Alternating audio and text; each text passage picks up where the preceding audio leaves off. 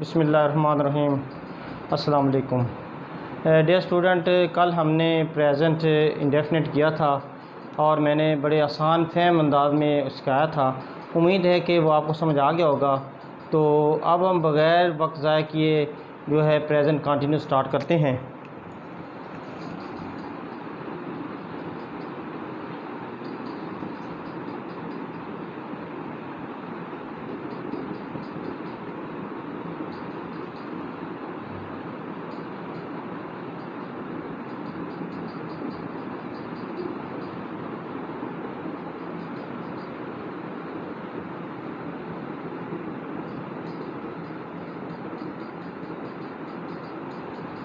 इसे उर्दू में फ़ेल हाल जारी कहते हैं।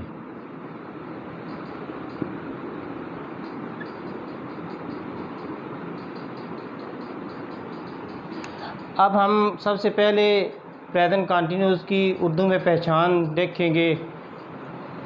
डियर स्टूडेंट, प्रेजेंट डेफिनेट हमने देखा था कि फ़िक्रे के आखिर में ता है, ती है, ते है वगैरह आते हैं, लेकिन प्रेजेंट कंटिन्यूस में फ़िक्रे के आखिर में रहा है, रही है, रहे हैं वगैरह आएगा। सबसे पहले उर्दू में पहचान आनी चाहिए।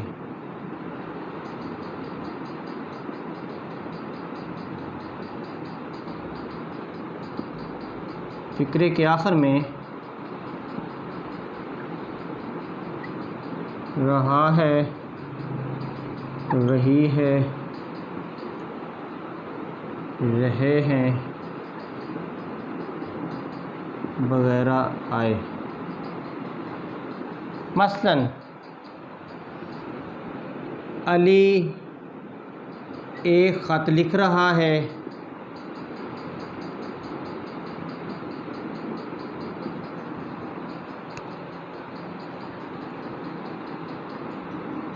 हम अपना काम कर रहे हैं,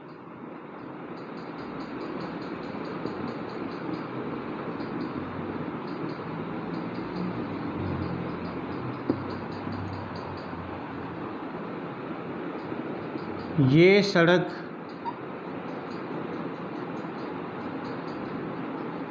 लाहौर जा रही है।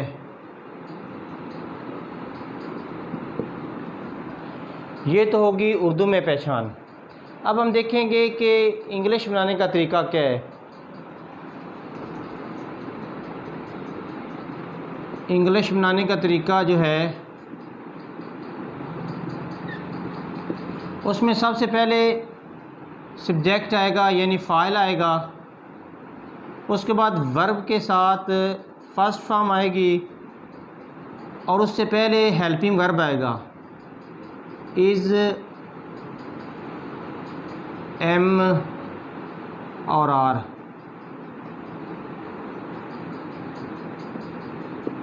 और प्लस जो है ऑब्जेक्ट आएगा यानी मफूल। ये बात ध्यान रखें कि कंटिन्यूस में हमेशा जो है हेल्पिंग वर्ब इस्तेमाल होता है। तो प्रेजेंट कंटिन्यू जो हेल्पिंग वर्ब इस्तेमाल होगा वो इज़ एम आर होगा और वर्ब की फॉर्म यानी जो भी काम हो रहा होगा उसके साथ वर्ब की फ़र्स्ट फॉर्म हम लगाएंगे। तो सबसे पहले सब्जेक्ट हो गया, उसके बाद जो है helping verb is am are आ गया, उसके बाद वर्ब की फ़र्स्ट फॉर्म के साथ आईएनजी लगा देंगे और प्लस जो है ऑब्जेक्ट मफूल यानी जिस पे काम वाक़ हो रहा है वो लिखेंगे। जैसे हमने लिखा है कि अली एक ख़त लिख रहा है, तो अली सब्जेक्ट है अली, तो इसके साथ इज़ आएगा, अली इज़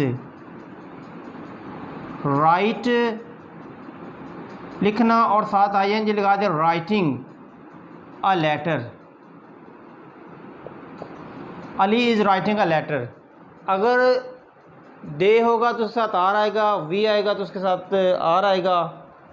तो इसलिए जो अब जो है अब देखें कि हम अपना काम कर रहे हैं, वी के साथ आएगा वी आर, टू करना हो गया और साथ आईएनजी लग गया, doing our work.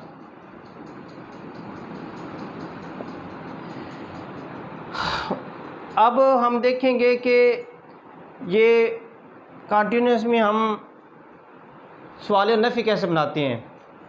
Present indefinite में हमने सवाल नफ़ी में डू और डज का इस्तेमाल किया था कि फ़िक्रे के शुरू में डू और डज लगा देंगे तो फ़िक्रा सवाले बन जाएगा, और अगर फ़ाइल के बाद डज नॉट या डू नॉट लगा देंगे तो फ़िक्रा हमारा नफ़ी बन जाएगा।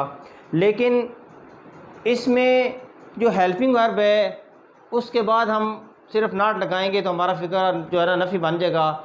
यानी कॉन्टीन्यूस में नफ़ी और सवाले इंतहाई आसान है। जैसे नफ़ी बनाने का तरीका,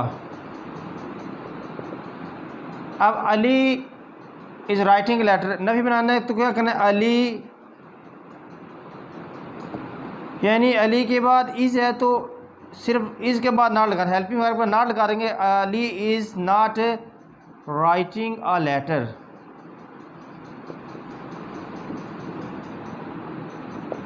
देखिए कितना आसान है कि हेल्पिंग वर्ब पर हमने क्या लगा दिया, नॉट लगा दिया, हमारा फ़िक्रा नफ़ी बन गया।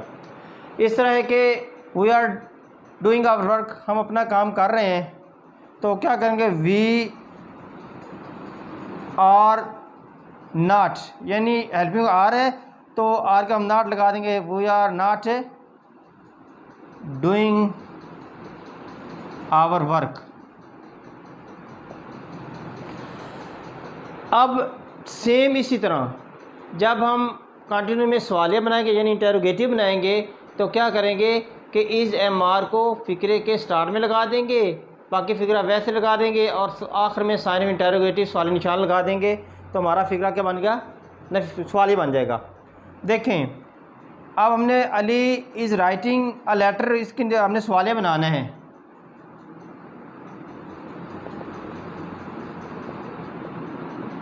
तो क्या करेंगे, इज़ को स्टार्ट में लेंगे, is Ali writing a letter, ये देखें, और आखिर में साइन ऑफ इंटेरोगेटिव सवाल निशान। अब हमने कोई चेंज नहीं की, इस चीज़ को उठा के स्टार्ट में ले आए हेल्पिंग वर्ब को तो हमारा फ़िक्रा जो है वो नफ़ी बन गया। दूसरा है कि we are doing our work, अब हम क्या करेंगे, आर को स्टार्ट में लेंगे, are we doing our work, आखिर में साइन इंटेरोगेटिव। अब देखें कि अब हमारा जो है जो फ़िक्रा ये सवालिया बन गया।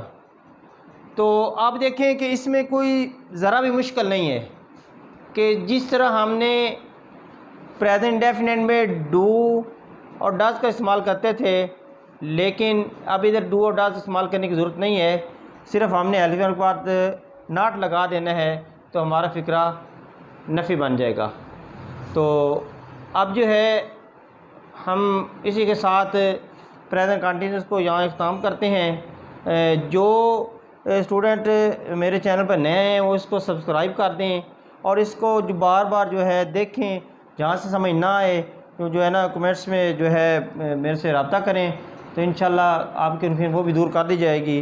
तो नेक्स्ट जो वीडियो बनानी है वो प्रेजेंट परफेक्ट की बनानी है, तो उम्मीद है कि आप दिलजमी से जो है टेंस समझेंगे और अगर दिलजमी समझे तो आप कभी भी इंशाल्लाह नहीं भूलेंगे।